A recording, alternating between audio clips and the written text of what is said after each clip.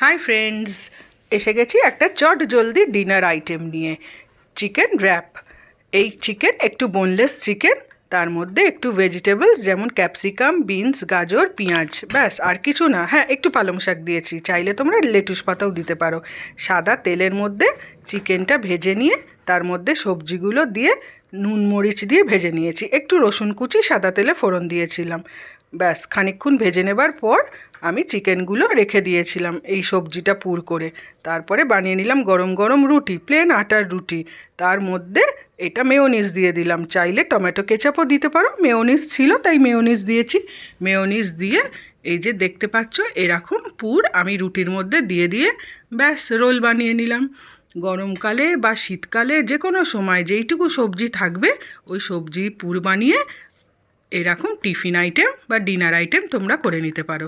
বাচ্চা থেকে বড় সবাইকারই বেশ ভালো লাগবে খেতে।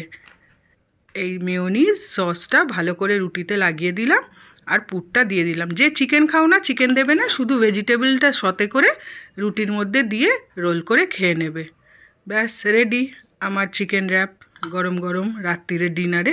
বা হ্যাঁ, তোমরা এটা লাঞ্চ বক্সেও প্যাক করে দিতে পারো বা বাচ্চাদের স্কুল টিফিনেও এরকম রোল করে দিতে পারো। একটা হেলদি আইটেম, খেতে সবাই পছন্দ করবে, সবাইকার ভালো লাগবে এই আইটেমটা খেতে। তোমরা বানিয়ে নিও, বানিয়ে বলো কেমন লাগবে খেতে, কেমন লাগলো। টাটা। Dinner ready.